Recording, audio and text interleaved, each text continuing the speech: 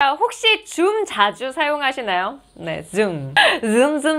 목이 좀 아프다 하시는 분들이 많이 계셔서 오늘은 이런 분들을 위한 영상을 준비해 보았습니다. 혹시 비대면 강의를 많이 들으신 경험 있으신가요? 혹은 내가 강사라서 비대면 강의를 많이 하시나요? 혹은 내가 그냥 비즈니스 미팅을 끊임없이 비대면으로 하고 계신가요?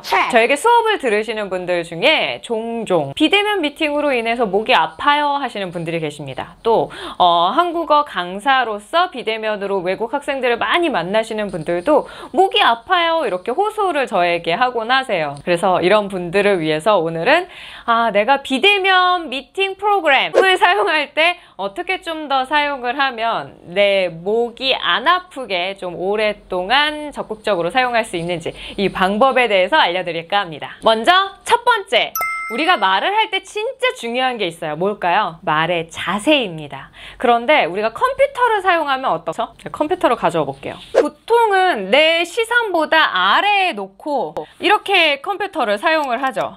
그러다 보면은 화면은 밑에 있고 시선도 밑에 있고 내 고개도 이렇게 되는데 우리가 흔히 거북목이라고 하죠.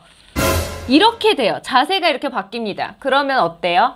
호흡의 길이 잘 나올 수 있을까요? 없을까요? Nope. 공기가 잘 들어오기도 힘들고 나가기도 힘들어요.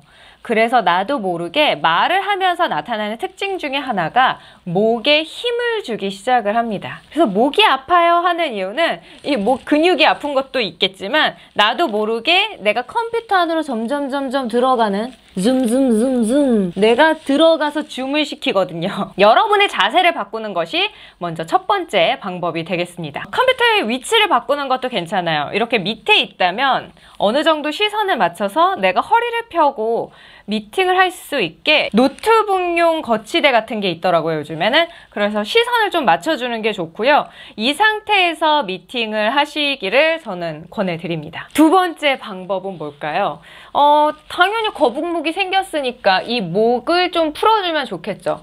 허리를 펴고 고개를 좀 당기고 긴장된 근육을 풀어주는 것이 중요한데요. 제가 그 전에도 종종 이 목의 긴장을 풀어내는 스트레칭 방법을 여러분께 적극적으로 알려드렸어요. 자, 저와 함께 다시 한번 해보도록 하겠습니다. 목과 관련된 주변 근육을 한번 풀어주는 것만으로도 제 목소리 어떤가요? 자, 두 번째 방법은요. 내가 상대방과 뭔가 소통이 잘 안 된다는 생각이 있어요.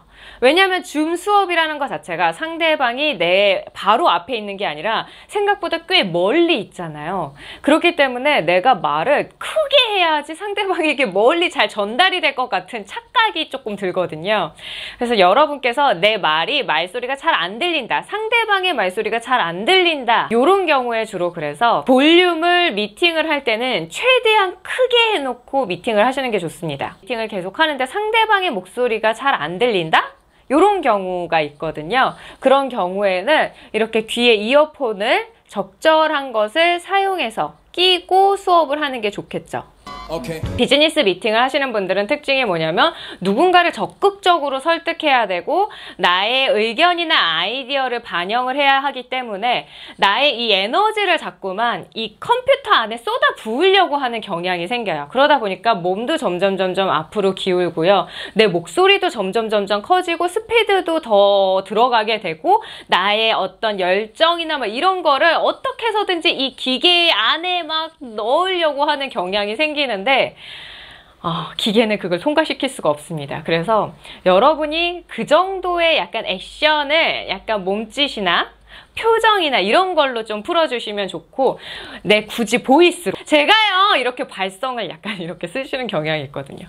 이렇게 내 목을 사용하는 것이 아니라 약간 부드러운 목소리로 항상 이야기를 한다라는 요 팁만 잊어버리지 않으시면 좋겠고요. 이 목소리를 만드는 법에 대해서 간단하게 알려드리도록 하겠습니다. 자, 이 목소리를 만드는 방법은요, 먼저 허밍을 잘 알아야 돼요. 코로 숨을 들이마시고, 자, 어깨 펼게요.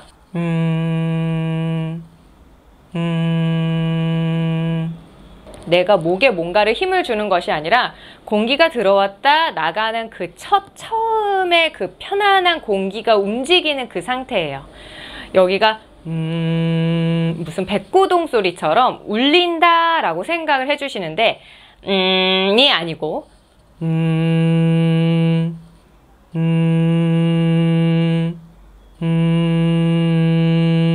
이렇게 올려주시고 코도 살짝 올려주시면 이 소리가 내가 부드럽게 소리를 내는데 아주 좋은 목소리다 라고 생각을 하시면 되고요. 그럼 말할 때 어떻게 적용을 해요? 라고 궁금해 하실 것 같아서 또 하나 말씀을 드리자면 이 상태에서 그대로 입만 여시면 돼요. 자, 해볼게요.